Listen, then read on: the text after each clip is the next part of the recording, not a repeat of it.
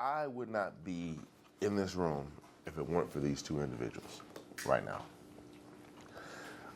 I met them through her father, Hugh Flowers, who was our choir director. And, long story short, let me fast forward to some things. We became family. They used to come see me every weekend for 15 plus years. They used to travel around on their own dime, talking to witnesses, collecting evidence. As a matter of fact, this is the guy who found the linchpin of my case. He found the fingerprints at the police station. The fingerprint report that said that there were other fingerprints found when they lied about it. He figured all that out. Sherry used to, both of them used to cook for me. It was comical how they used to cook for me. Every food visit, which was like every 3 months, I knew they was cooking for me because I called. They arguing about how to do this, how to do that, how to cook that. It was so comical. So every 3 months you would get a food visit. Where people are allowed to bring food. Yeah, if I were good, didn't get any violations, and you get a violation for looking at somebody the wrong way.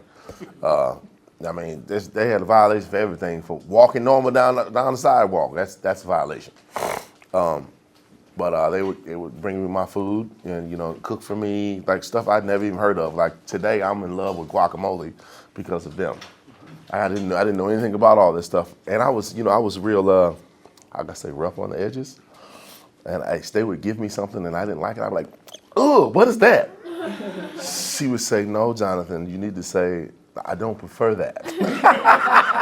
Thank you, but no thanks. Right. So you gotta be polite. You just can't be crass and all that. You gotta do something different. And I would say, what is crass? Right. Like, what does that mean? That's crass. And also, Sherry used to, all my legal work, I had a old brother typewriter, and I would type up all my legal work. Sometimes I would spend 20 hours a day, for months drafting my legal work. And I'd send it to her so she could scan it and put it into New Times Roman font and make sure all the borders are right, because you have to follow all the rules when you file stuff new. And then me and her would argue because she was like, do I have to put this symbol? I'm like, yes, Sherry, you have to put this symbol because this is an important legal symbol. She's like, oh my God, this doesn't make any sense. Because legal writing is very technical writing. And she would draft it and put it together for me and send it to me, make sure it's right. And then we'd email it to the lawyers. And we did it multiple times over the years, just filing different appeals and everything. It was just so essential to me. They would send me money where they could, even though they had 3 kids at home. Because I lost certain jobs because the CO didn't like me, or when I went through AdSeg, they would come see me, or it was just there for me. And the administration hated me having them in my life, and they tried all type of plans to get them out. One day, one of them came to my door. It was about 12 o'clock. And I was napping at the time because I'd been playing chess all morning to keep my mind engaged, because when you're in solitary confinement, you have to have something. And I would play the guy's chess through the vents. And Raina Martin came to the door. She said, Jonathan Irons. Got the door. Yes, what's going on? I said, can you please tell your family to stop calling up to this prison asking about you? And I said, no, they're grown. You need to tell them that. Well, I've tried. They're not stopping. I say, I can't do nothing about it. Y'all might as well just let me out this hole then. That's what y'all need to do. So they hated that. And that's one of the things, it's so important being in prison is just to have people like that in your life and in your corner to encourage you. They educated me about the world. They told me about even the most boring things in their life. And it matters to me because I was living in a fishbowl. And I just wanted to learn what life was like. He would get up every morning and go to work and take care of his family. So for me, I was like, yeah, that's what you do. And I got up every morning and I went to go work out. I went to go work out and I went to go to work. And I worked all day, and I come back. I come back and do my regular routine. And I just learned so much about life and just how to just live from them. They were so essential to me.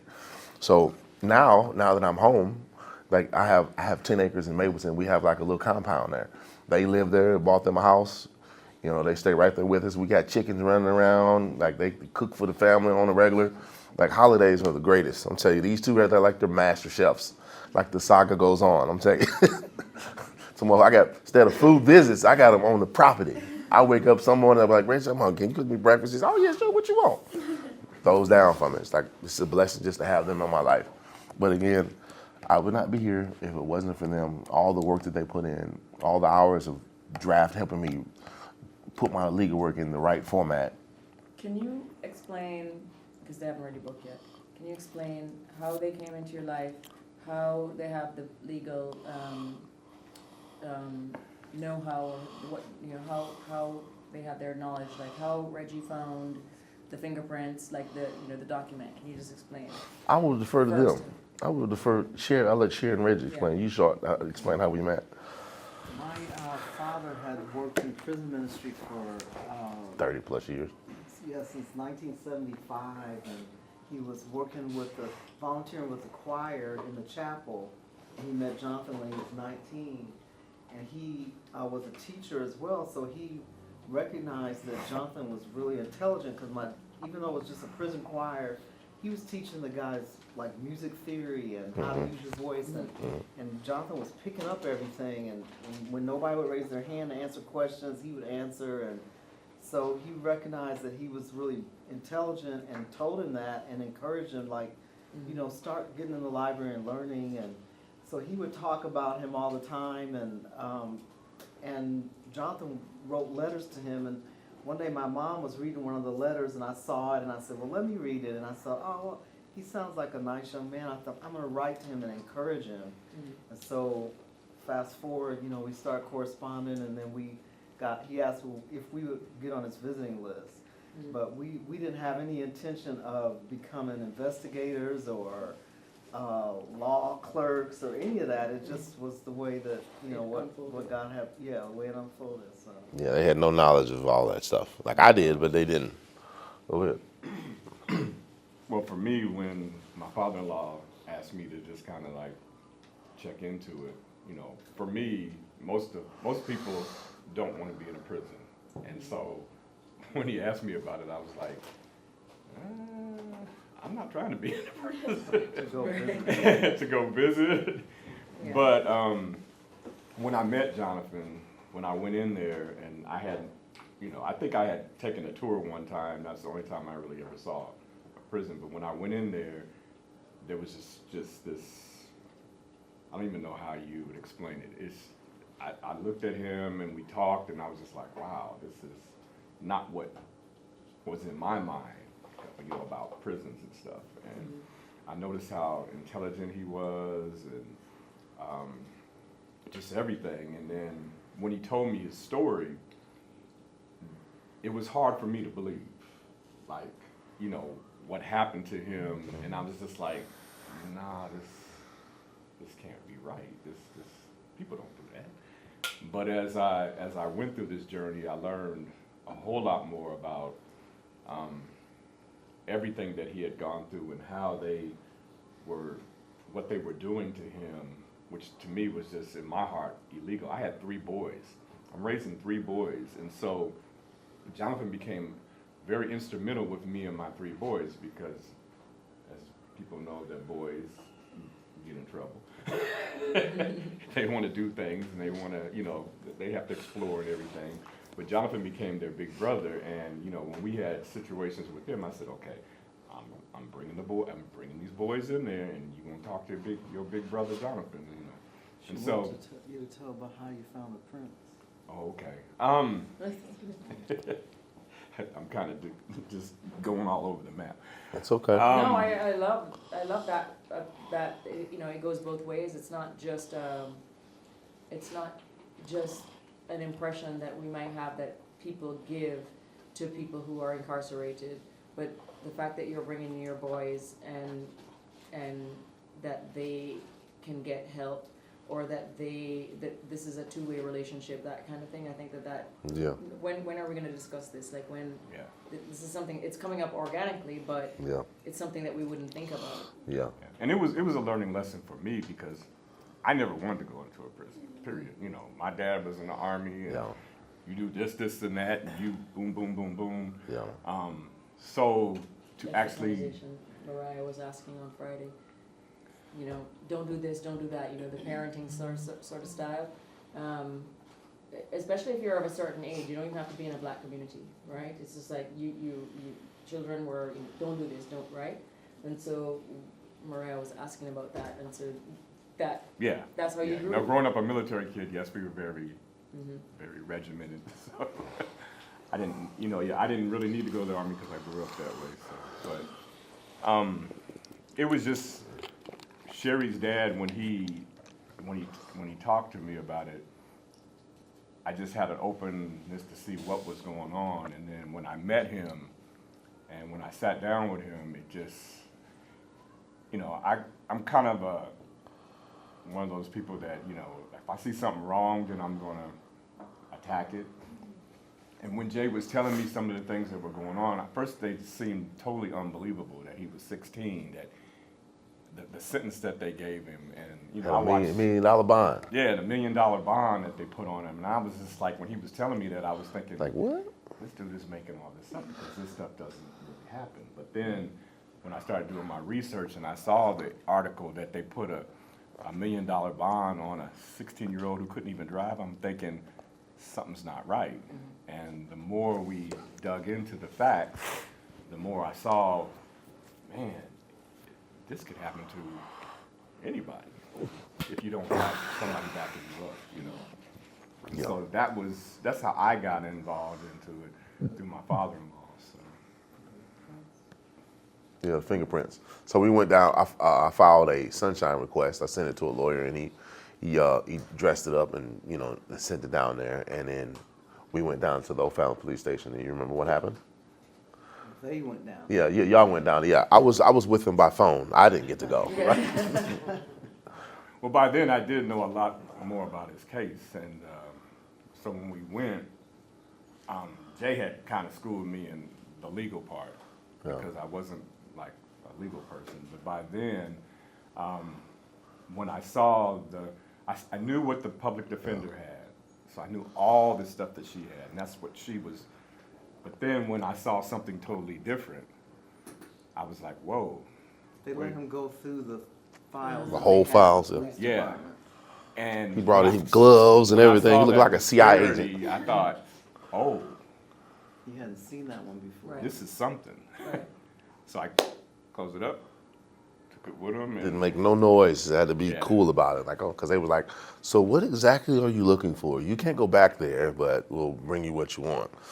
Yeah, they were asking like, hey man, what are you like, FBI or like CIA? He's like, no, I'm just concerned here. I want to see the evidence, bring out the facts, And that's where they found it. And it wasn't for that report, that basically opened up the whole case. It gave me the opportunity to argue Brady versus Maryland is a case about withholding evidence by prosecutors and police that's considered exculpatory, which means excludes a person from being convicted of a crime or charged with a crime because it's exonerating evidence.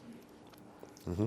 and he explains it so well because he spent years studying that. I'm an underwriter at State Farm Insurance. I'm not some legal person. But I do understand contracts and all that. And so when Jay would tell me things, it was all going into my head, and it helped me start putting the pieces together. And once, cause I started becoming his eyes for him, because he would tell me things, he's like, da-da-da-da-da-da-da, and then I would follow up on that, and that's when we started being able to build something like this is truly wrong. Long time, long journey to get here, So, if we're thinking about pipeline to prison, I don't even know where to start. There are multiple entry points. Canberra, you look like you want to start us off. I do. Yeah, yeah, you do. Or are you Never looking at look in me? your eyes. But I mean, we've heard things like, school to prison, that's a pipeline, especially if you're looking at a certain kind of behavior, certain kind of, groups of boys, especially with behaviors in classes. I mean, I have a young boy, and I mean, he could easily be interpreted as, he could easily be veered on the wrong track just because a teacher doesn't like the way he's, acting in class or something like that, right? And then if you put overlapping things on it, like he might look the right complexion and sort of like, not be treated as badly as somebody else. Right? Yeah. Mm-hmm. So there are all kinds of, any one thing could be an angle of study and could be a paper. So Murphy. let me give you guys a quick rundown of my school to prison pipeline, my journey. So I started off in school. I think there's only like one teacher that I liked, and like I was young when the teacher. Matter of fact, she found me recently and sent me pictures of me hugging on her, and I remembered her. But school wasn't fun. I had a teacher put an air freshener under my desk because I smelled like smoke from a wood burning stove, and that's how my grandmother heated the house up from this wood burning stove. I used to go out there and chop wood 6, 7 in the morning, freezing, rain, snow, sleet. I was out there chopping wood, and I hated it, but I had to do it because that's how my grandmother couldn't do it. So teachers generally did not like me because I had so much energy, and I would do my homework or do my classwork and I'd be up clowning, like, hey, what's up? Couldn't sit down, but I love recess. And then after recess, I would be a lot more calmer. And so they started giving me recess like in the mornings but I was already done. Teachers didn't like me, so I got arrested for this case, and they took me to the adult jail. They never certified me, but they said they did. They said they certified me for this phantom weapons charge, which I never had. So I got certified as an adult, and according to their paperwork, illegally, and they sent me to the county jail. I was actually housed with adult inmates, and I had to fight adult inmates, and they didn't care anything about my age. Matter of fact, when I was going into the holding tank, a CO, after they sprayed me down, hosed me down, gave me a bunk roll, told me to dry off, and then they took me to the holding cell. I stopped, and the door opened, and the guy that was right next to me, was a CO. He was like, "Hey, he's just a kid. We can't put him in there." He said, "Hey man," the other guy said, "We're just doing our job." Dude pushed me in the holding tank. I was shook, scared out of my mind. He said, "You better keep that jab up." That's all he told me. And I went in there, and I went through prison. That was my journey. Like literally, just like that.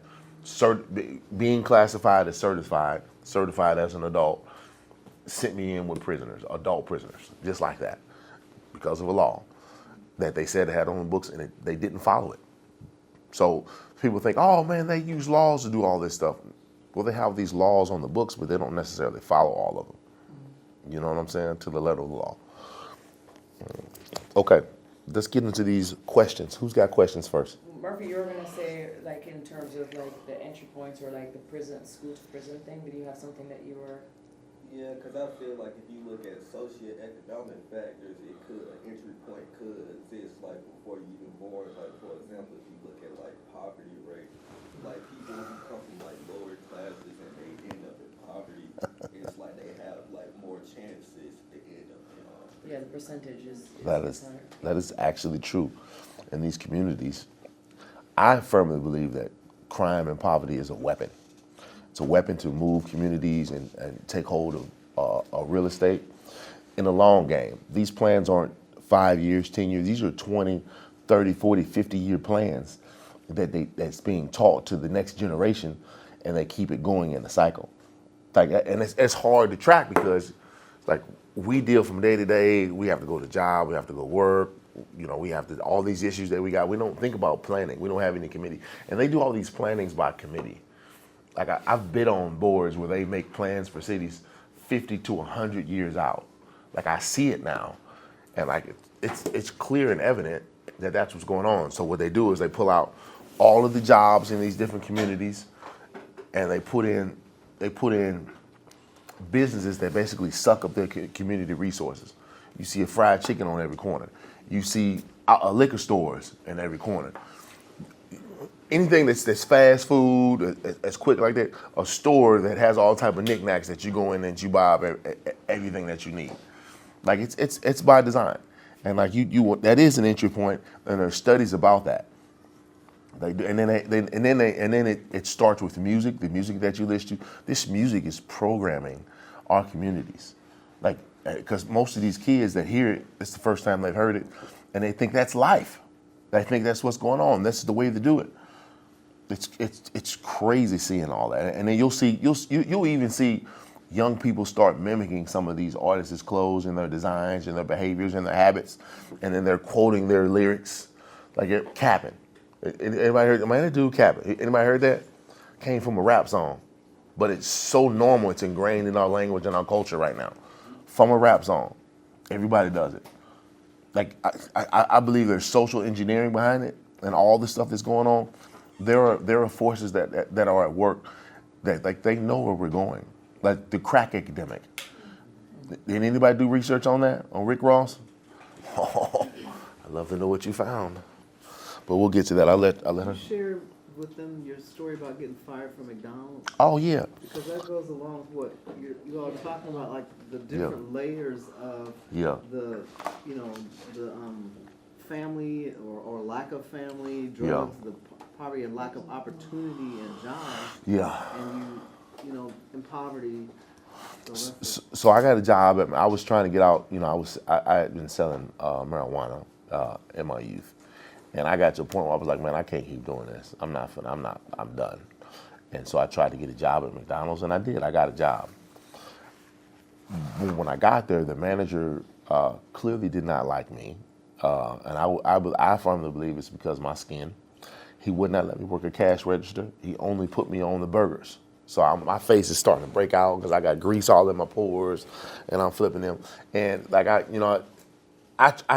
tried it with another manager to get a counter shift, but he called the other manager and he said, no, this is where he wants you at right now. You're on probation. But the person at the cash register, I was like, man, there's two people on probation, and they were white, and like they really couldn't do math. Like I was adding up the numbers in my head. I would be flipping burgers and be like, oh, that's $13.50. He said that's what they change on. And the guy would be like, man, shut up. This is your job right here. So I'm going home one day, and I'm walking, and I got my uniform on. I'm not dressed in street clothes. I straight have a McDonald's uniform on, and I got a bag full of food. And this Wentzville police officer stops at the light. I remember there's a car wash on this side over here, and then like the route to go to the community pool. It goes down about a mile that way, and then there's a railroad track next to me right here.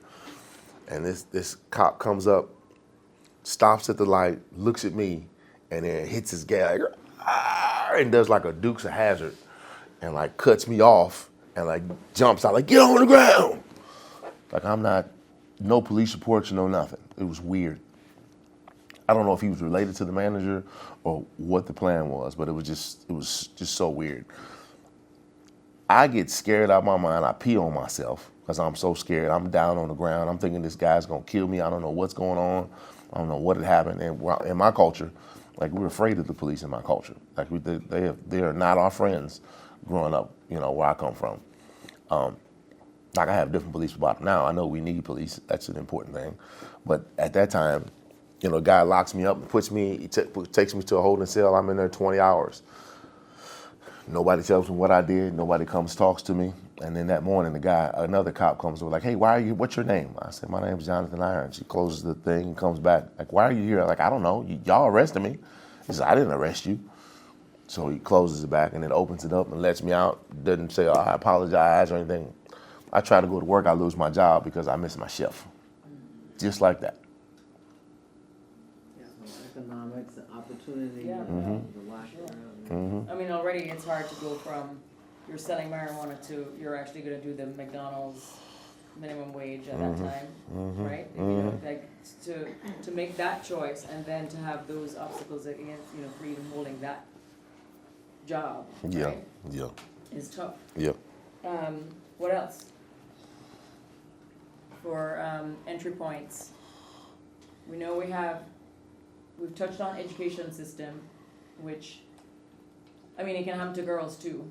Like what you described, the hyperactivity, the cracking up and jokes and everything. I definitely got labeled as not serious, not it can happen to anybody because school is a certain way and a certain sort of mode of behavior, and so if you fit it, then you can fly under the radar. But if you don't, then you're so there's that's very rich terrain to explore, as well as just like the kinds of subjects that we're doing. We've already talked about subjects and like seeing yourself in the curriculum and all of that, right? But there's other things. The poverty thing. What if I said to you, I'm paraphrasing, but you all knew I grew up in the Caribbean, so people think that it's not a racism problem as much in the States as a poverty problem, that America does not like poor. Would that resonate at all? Because there's poor people around the world, but communities handle poor differently. They don't judge you for being poor. They try and help you and lift up communities, but not here. Vinny and then Cambrio. So my dad's family, he was born in poverty. My dad lived in his first years of his life in a car. And his family were not originally from America. They came from Greece, Romania. So they immigrated here and didn't really have a lot of money. But my grandmother specifically, they joke about she was the fuck up of the family. Mm-hmm. And I'm not gonna lie, she was. For various reasons I won't go into, but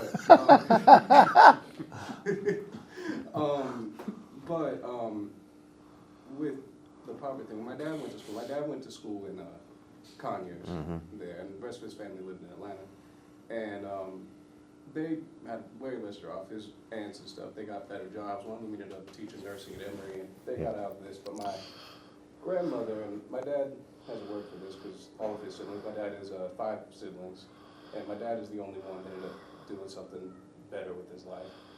And he says that in his home and where he heard in school and stuff, there was like this cycle with poverty, that in school and in his own family, they kept telling him that he was nothing. He was just going to be poor. Yep. And that he shouldn't even try, and it was nothing. And it didn't help with his mom.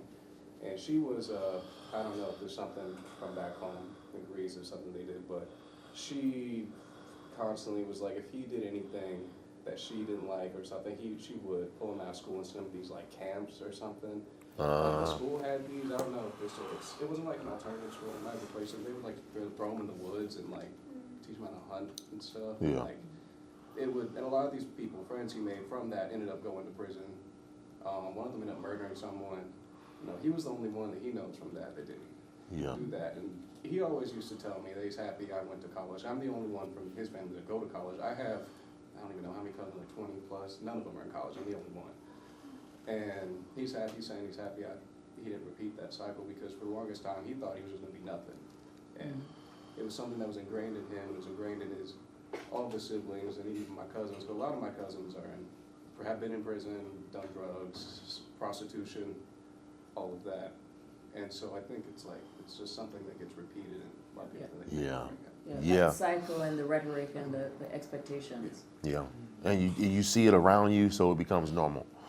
Like if you wake up, every day, and you're used to hearing gunshots, like every day, and needles on the ground, and the liquor stores on every corner, and dilapidated homes, poor landscaping, spray paint everywhere, or just outright in general poverty and no opportunities.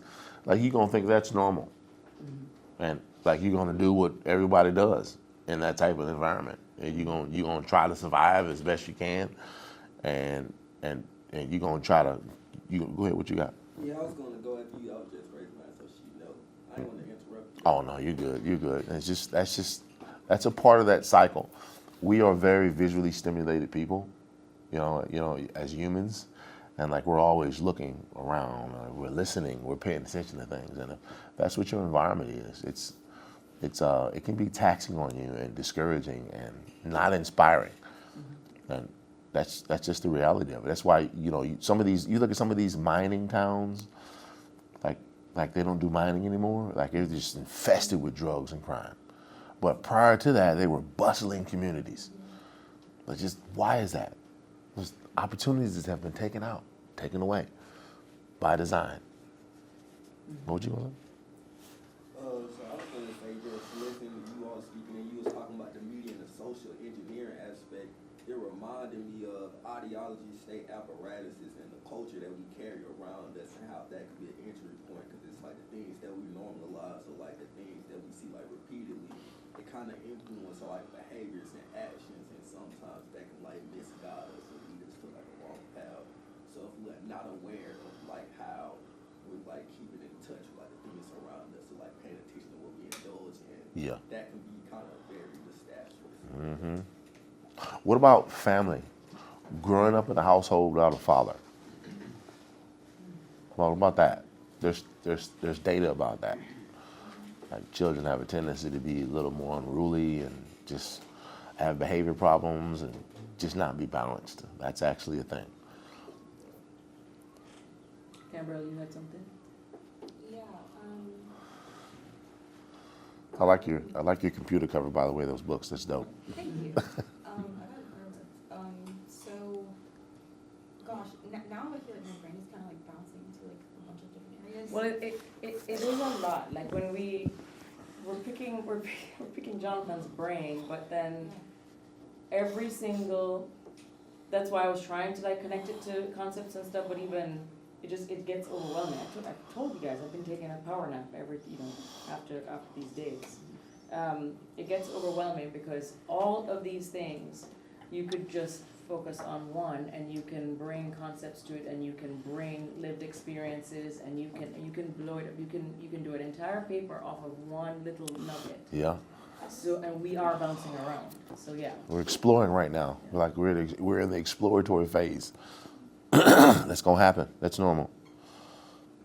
I was thinking, I think something I've been thinking since we began speaking about was last Friday, Maya was saying how positive reinforcement encourages recidivism, and I couldn't help but just think, Say that Well, no, encourages encourages recidivism? like positive reinforcement. Encourages recidivism. Yeah. No. She didn't say encourages it.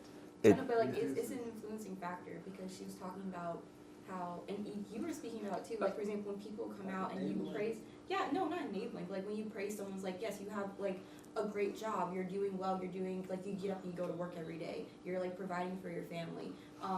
When you show people like praise for having like another option rather than like, for example, like in childhood, when we Like the punish celebrations, she people. said. Yeah, it lowers the recidivism rate. Yes. Yeah, Yeah, there you go. Oh, sorry, lowers recidivism. Yeah, there you go. Yeah, It's a new concept, and all these terminologies.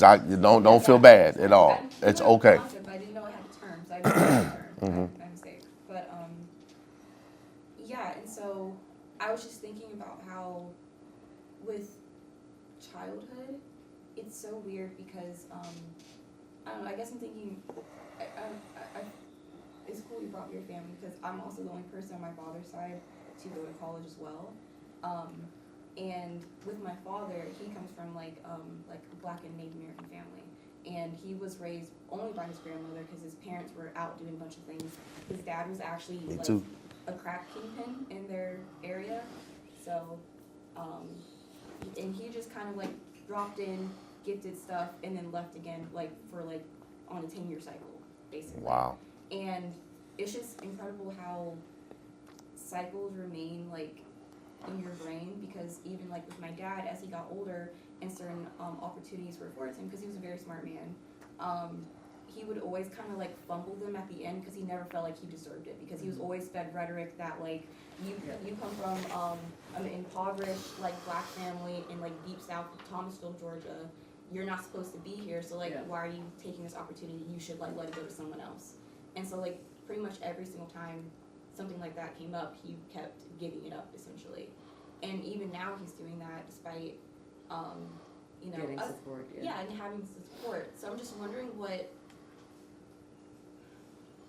I don't know. I guess I'm just thinking about how mental health and the way we treat those things, especially in the Black community. Because I raised my hand initially because you were saying, like, do you think it's just a poverty problem or is race tied to it? And I think that has layers, but I don't think you can divorce race from it, because I feel like, especially the way America has treated Black people and the way we were, even like in the 13th, we were talking about how, like, as soon as slavery ended, Black people were immediately criminalized, because that's another way to keep people in bondage. Yeah. And then it's like you create this image of like the criminal Black man or like the deviant Black woman or something.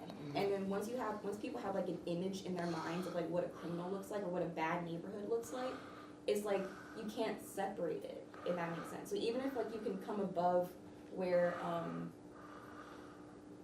I guess like your origin, people will still kind of have that connotation. And there was this study that I talked to my mom about that she read before, that people, no matter like how high you climb like the socioeconomic ladder, sociologically people kind of always kind of default to where they started from. It's hard to believe you deserve it. Yeah, it's hard to believe you deserve it. So it's like if you're like a poor person in some like dilapidated city in America and you rise to become CEO, sometimes, especially in times of stress, your mind is going to kind of revert back to that like small place you used to be, if that makes sense. Imposter syndrome. Yeah. Yeah, it's like an imposter syndrome, like at wide. Yeah. And I'll say this: if you are not comfortable in your own skin and accept who you are, like when the opportunities come to you, you are gonna fumble it. Like your dad has lived a certain way for how many years did he live like that? He's like 60-something. 60-something years old. You think he's gonna unlearn all those habits? And no, it takes time. You know, sometimes it takes even more time to unlearn some of the bad habits than it does to pick them up. And he's learned ways of life, ways of thinking that are detrimental to his life. And it's like self-sabotage. Like that's gonna happen. And the best thing, like you can do for somebody like that is expect them to fumble and make mistakes, but still love them and encourage them. Like, hey, you still got this to do.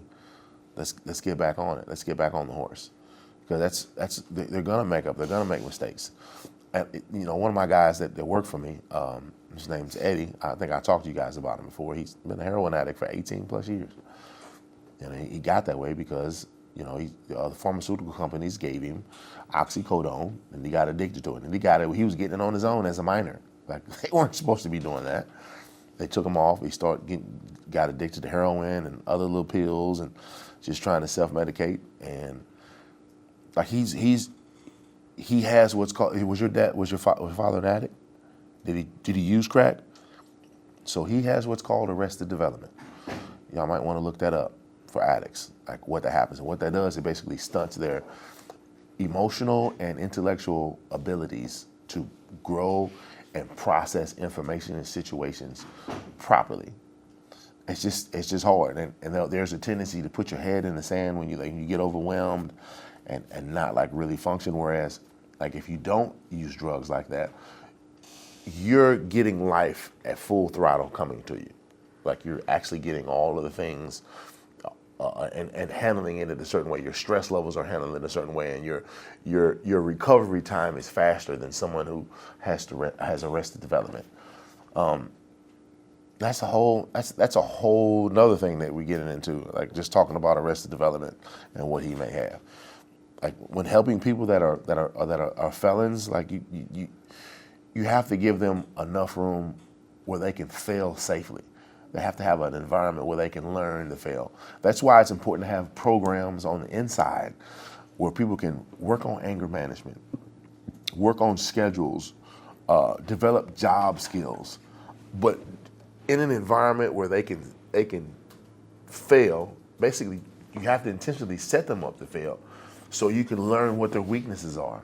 And then when you find and identify those weaknesses, you have to rally around those with support and resources and and tell them basically, hey, we know this is a weakness and we know you've fallen here, but this is not the end. Let's get up, let's keep walking. This is your area that you need to focus on. But you've done all these things that are great. Don't throw it away because of this here. You know, you have to have an environment on the inside before you can get out, because once they get out here, most people don't even have the tolerance for their kids when they get off work, let alone a grown person who's trying to get a job and may not be responding to the job or the opportunity as they should. You know? And if you have to my comment about people saying America doesn't like poor or poverty people, right? Yeah. I'm not saying that there's not other overlapping things, but I'm just saying if you think about a society that does not or despises or disdains poor, right? You don't have the right sneakers, you don't have this, you don't have, right?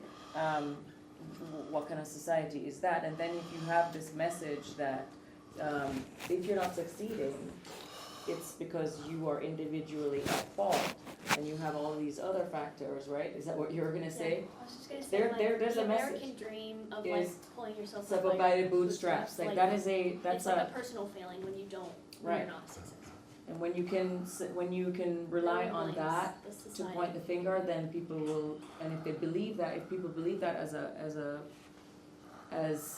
if it's built into the ideology, then people will be more likely to look at individuals as, oh, well, they're failing because they're not trying hard enough or whatever, right? Whatever the reason is. So I'm just saying, culturally, you have to look at it also from a cultural standpoint as what's being reinforced, and that's why it's important when we were talking about, well, how can we help? In communities, you have to teach consciously.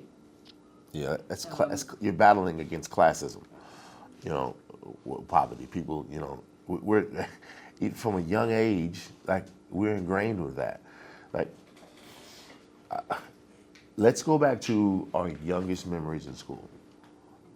All of us. Do any of you have a memory of someone, even you may have done it, someone was either being made fun of because of the shoes they had on, Oh yeah. or the clothes that they wore? Something that was cool, or yeah. Anybody got a memory of that? It may not even be you. You may have seen someone else doing it. Anybody?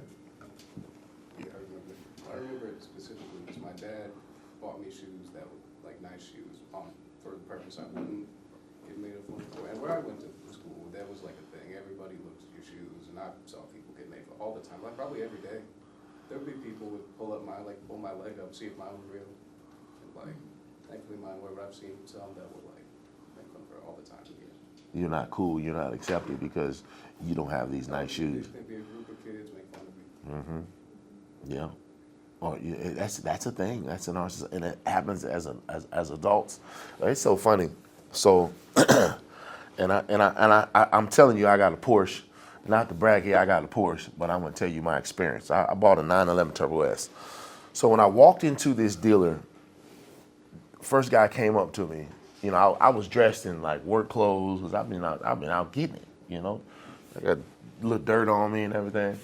You know, I got cold on, work clothes. Not nobody who's supposed to be buying a Porsche, apparently. First guy came up to me. Apparently he was a veteran for like 20 years. He looked me up and down and said, I need to go see another client. So he goes to this other guy, and I'm like, is anybody gonna help me here? And the lady at there said, come here. She said, what are you here to do? I said, I'm here to look at a Porsche. She says, okay, I'm gonna send somebody over. She sends this guy over here named Tito. And he was like, hey man, what's up, man? How you doing, man? You here to buy a Porsche or here to look at something? I said, yeah, of course. So I'm like, who's that guy over there? He said, oh, he's been here for like 20 years. Like I know on his tag he's a salesman. He's got a tag on there. He just didn't want to mess with me. He's like, man, I don't know what his problem is. And like the whole time I look at him, he looks at me like he ain't even got the patience to look at me. And then so Tito takes me around to go look at like 3 other Porsches, and I find this bright orange one.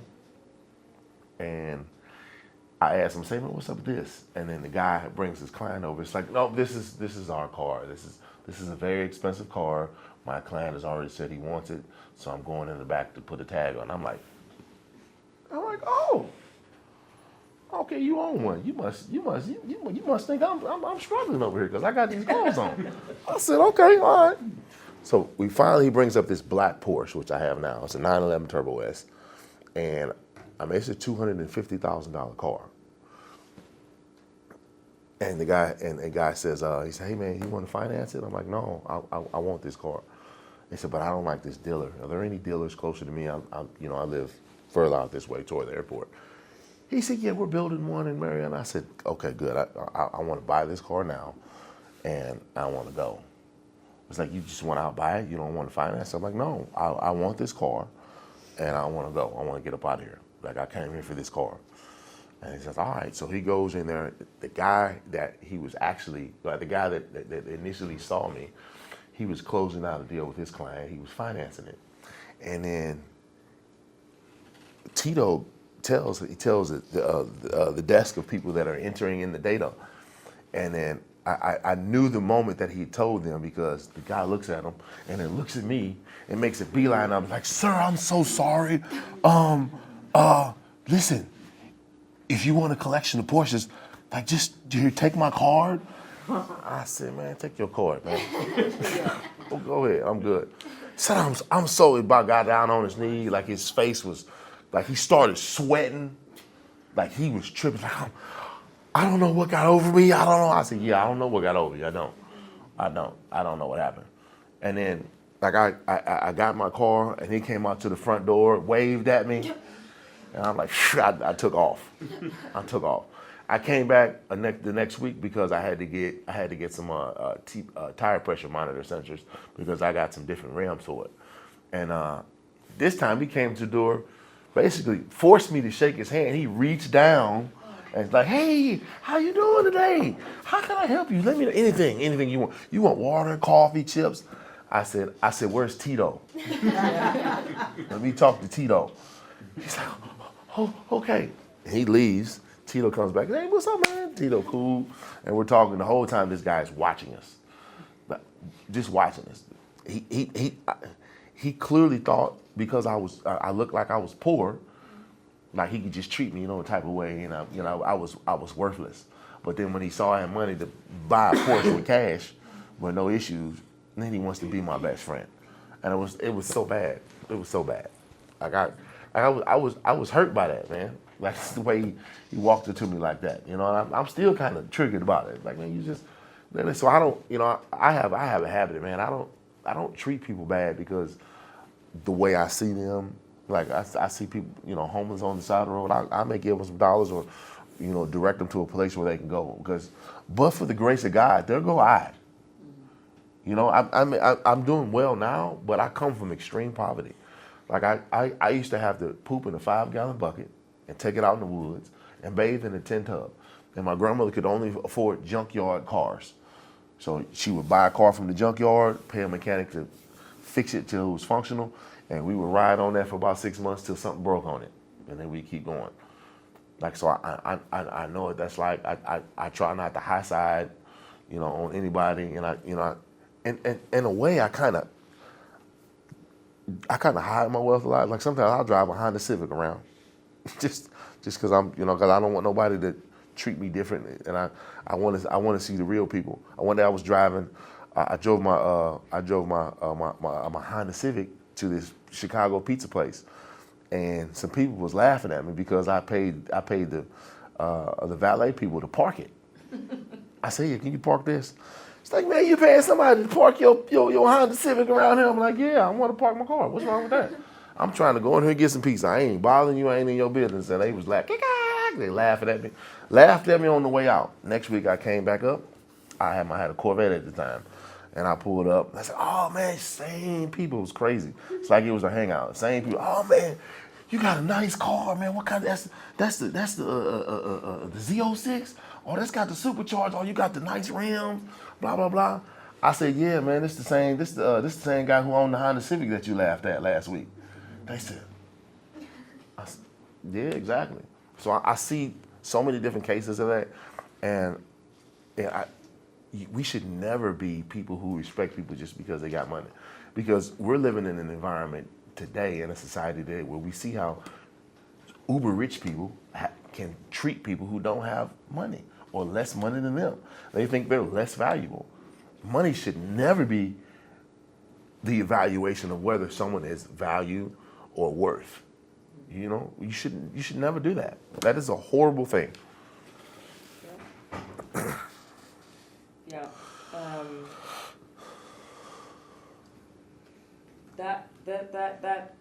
That cultural piece is going to be important in your papers, I think. And that you may not know this, but like in the academy, when we're talking about university and stuff, the cultural classes there's hierarchies too with the disciplines. So here at this university, the biggest disciplines, the biggest majors are business, biology, followed maybe closely by psychology. I believe that's the order, right? And if you think about it, it sort of like replicates what happens in universities is that it will replicate what the value system is on the outside. And if you're studying things like humanities and social sciences and things like that, those are much smaller majors. But those are ones where you can see what's happening you can see how the cultural things and how the mechanisms work, right? But you don't make a lot of money in the thing, so it's like it replicates like what in the professionalism of people want to get a job because we need a job, right? You have to pay the bills, and so because of the kind of society, so it's how much money you can make.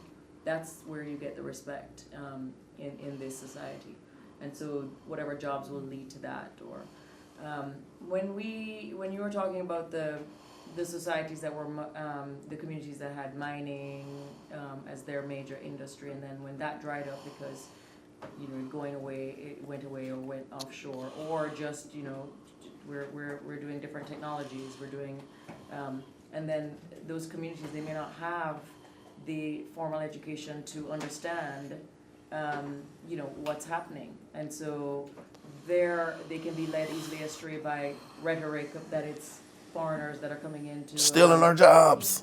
That kind of thing. And so the cultural pieces are really important, and this rhetoric that we were talking about, or the things that we were watching in 13th and so on. Do you guys want to keep talking about like entry points, or do you want to talk about you feel ready to go on to sort of like rehabilitation, re-entry into this so-called civil society that we are in, what that looks like, how we can get involved? Well, you were talking about how like it was a blessing and like changed you, how like you had people visiting you. Do you think like it would help people like when they are trying to re-enter civil society to like have had people visiting them in prison, and like even if it's someone they don't know, like people just you guys were visit you them. didn't know, Right, like just I didn't know them at all. I never saw them before in my life. like people, like it would be helpful for people to just like see other people. Yes. So Wait, can I put a Go ahead. clarification on that? Go. Because I was wondering, so Sherry, you said that your father it struck him, like he could tell that Jonathan was intelligent. But what if the person required, what if people are not intelligent, right? And so they're not standing out, or they're not capable in the same way that Jonathan's capable. And people like you end up in their lives. Would it make the same kind of difference? Or Yes. did you just run with it because you happen to have those abilities and you're having that support? I'm gonna say yes. That makes a huge difference. Like to have someone in society come see you and invest in you, but not go up where you really not to go into a situation where a person in society is going into the situation where they're going to be used and abused and mistreated. Like if that's happening and there's any signs of that, like you have to withdraw. That means that person is not ready yet. They're not ready to re-enter, and they haven't gotten enough or hit rock bottom where they're like, man, you know what, somebody help me stand up. So And with that being said, like I would hope that we could focus on reentry, because we have been talking about all of the problems, and like there are so many that our heads will keep spinning because somebody says something and we still haven't scratched all of the surface of all the issues and all the problems. So let's live in the solution. How do we help people successfully transition from prison to society? That is the question. How do we do that? One of the things that has to happen is there has to be human interaction with people that are in society that are willing to pour into you and invest their time more than anything into you. You know? I wanted to say, even though we weren't Jonathan's biological family, but the prison system makes it. They do everything backwards, but it works toward the point of bringing people. It works against recidivism, and you being able to come out into society having success. They want you not to be able to. So the system works against families. That's what I really was hoping I would get to share today, is that the system works against families. You just would not believe how difficult they make it for families to interact with their family member, biological or not.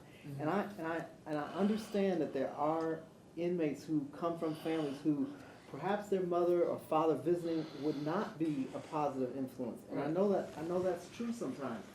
But did they say that that's a reason? Is that a reason that they give officially or something like that? Or sometimes,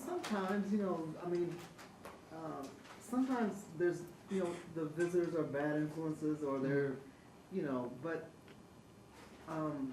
the system, the reasons for them making it difficult for you to visit, it's just a laundry list. Like, for example, if he's in the hole for whatever reason, stepping past the boundary line or whatever, he's in the hole for months. And so we go to visit for a non-contact visit. We have to sit on a metal stool. It's metal, so you can't get any, you're there for 2 hours only, but still it's very uncomfortable. Right. And they bring him in. You might sit and wait an hour for them to come in, for them to bring him in. Or they may never bring him in, visiting is, your time is up. But when he comes in, he's shackled, like he's got cuffs here and his legs are shackled. And he's sitting literally in a closet. With a glass between us. Don't think of your closet with, a walk-in closet or the smallest closet you can think of. And he's sitting on a metal stool. So he has to do like this to scratch his head or scratch his nose. Right. There's no one that he can harm or touch at all. But we have to, so it's an influence on us. Yeah. Like, oh God, Jonathan's in the hole. Do we really want to go see? It's very demeaning. It's difficult. It's emotional. Or for a food visit, like you can bring, you can bring food, but that food has to be in 4 containers that measure this size. And if they're gonna measure it, sometimes they're gonna X-ray it. Right.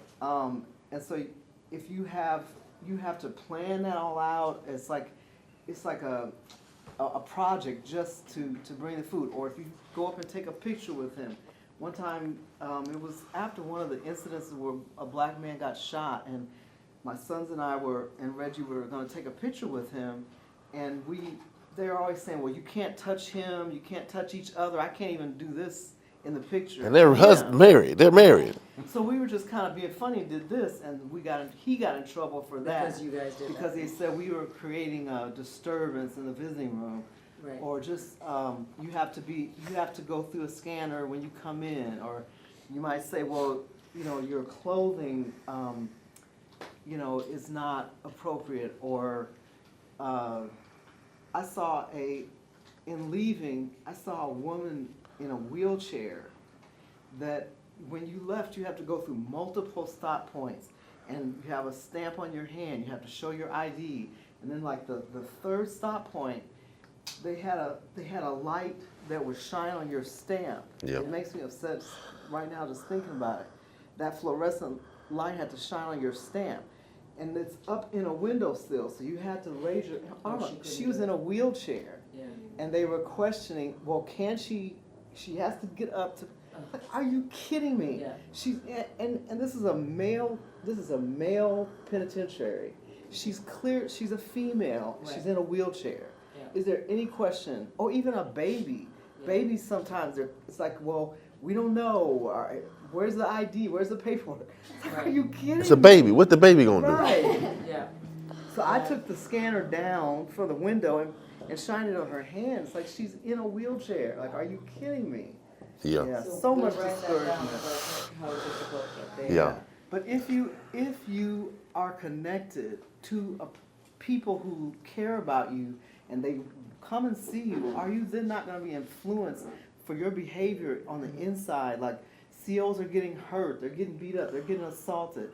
Are you not going to be impacted by having interaction with people who love you on a regular basis? I mean, it's Yeah. like a no-brainer, but Yeah. it's the complete opposite. They discourage.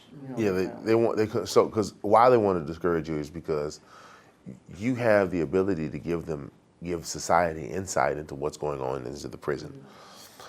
They have legislative veils. They get rid of video footage. Like nobody can come up there and ask any information about what's going on inside the prison or talk to prisoners. Like they want to control that information because that gives them the ability to do what they want and get away with whatever they want on the inside. And like even the Supreme Court has said, oh yeah, we're going to allow the prisoners to do what they need to do for safety and security. That is an important terminology to look into. Safety and security of the institution. But that's general in society too. It's always like when you're on the court, it's always like for protection whenever something is. Over the 4 days, I know we're gonna have to shut this down, and we have Dr. Kendra Mulliman with us. She's graciously traced down, gotten me some more copies. We want to make a gift to you. But I'll end with this. We didn't know anything. The fact that we are so hungry for information from the inside is because it's working. They're winning at controlling that kind of information. Like all the questions that you had asked, and I was like, no question is a stupid question.